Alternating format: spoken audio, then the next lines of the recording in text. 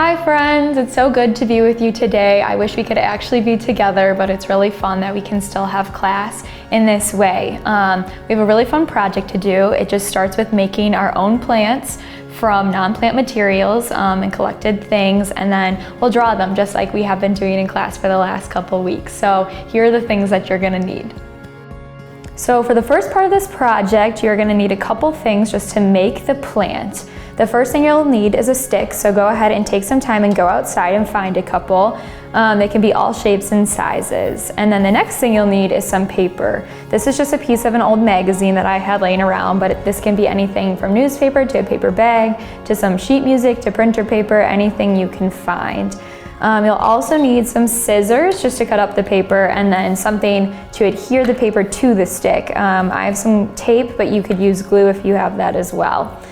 Next, you'll need some drawing materials, because after you make that, you're going to draw it. I chose to use some watercolors today, which we've used in class before, and can be a fun thing to add to your drawings. And then I also just have a pen, a pencil, and then some crayons. This material can be anything you have. If you have a highlighter, go ahead and grab that. If you have paints, go ahead and grab those. Anything to add some color into these drawings.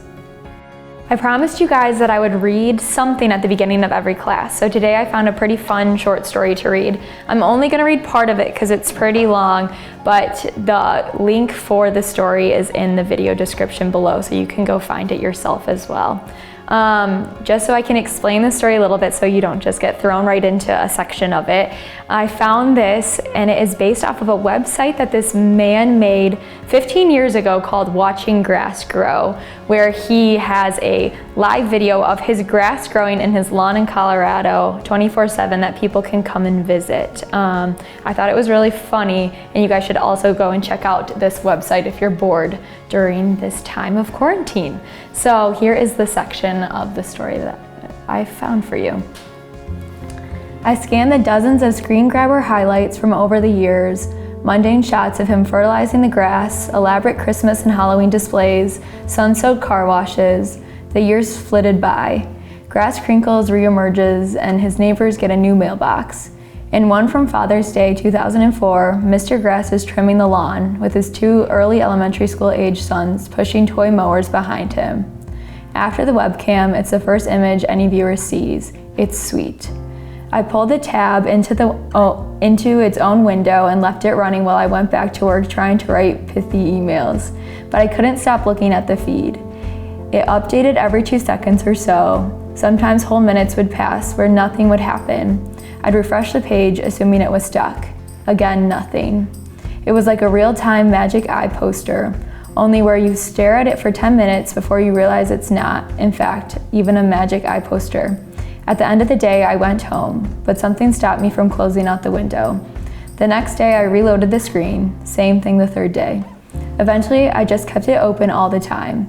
I'd pull it up when I wanted to zone out for a few minutes and watch the shamrock green lawn. I started evangelizing to friends and family. No one found it nearly as interesting. So I'd sit at work with 33 or 27 or 52 strangers, and we'd watch in silence as the mail was delivered or a bird landed on a signpost, or the residual morning dew evaporated as the sun rose and filled the driveway. A few months earlier, I learned that my wife was pregnant with our first child.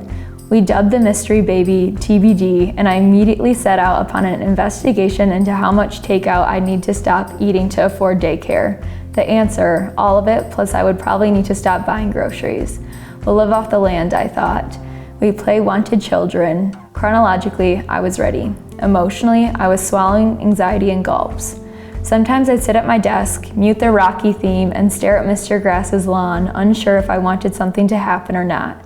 But by nature, I'm not an anxious person, but this sometimes felt like self-medication. I'd glance down at the Father's Day photo, all three of them suspended in a perfect line, 3 pairs of Velcro shoes sinking into the high grass. I wonder who they were and what they were doing by now.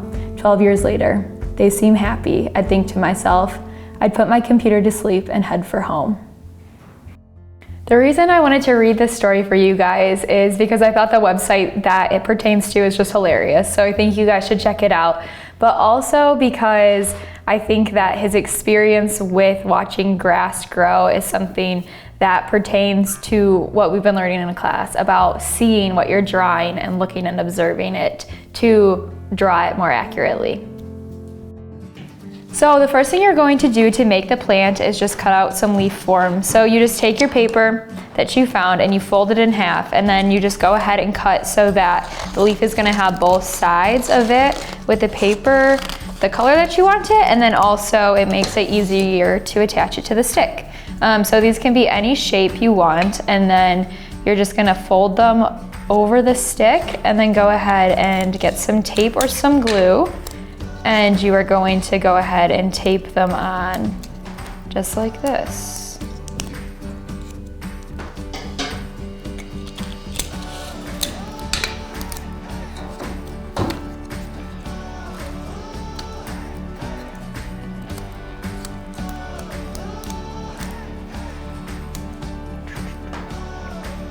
Okay, it's time to get drawing.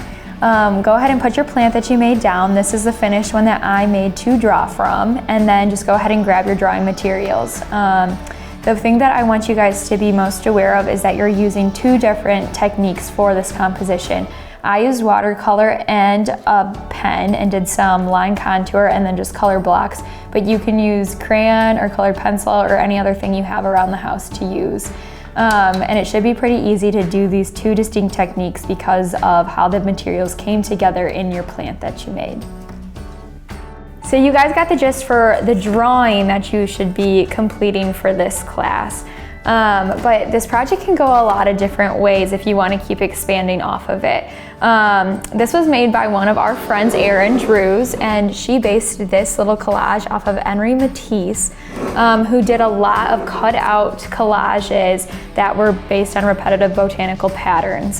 So this is another fun thing that you can do with this project if you want to keep going. If you just keep the scraps from the plants that you cut out, then you can go ahead and collage those as well if you have more time on your hands through all of this. And then we want you to keep all the components so we can see them at the end of the class and hopefully at the student show as well. So you got a plant that you ended with, a drawing that you ended with, and then if you want to keep going, go ahead and make a collage as well.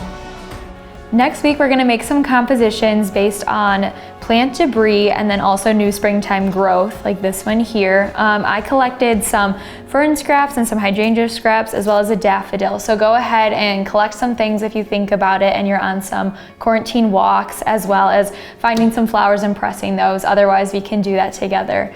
It was so fun creating with you guys. I'll see you next week.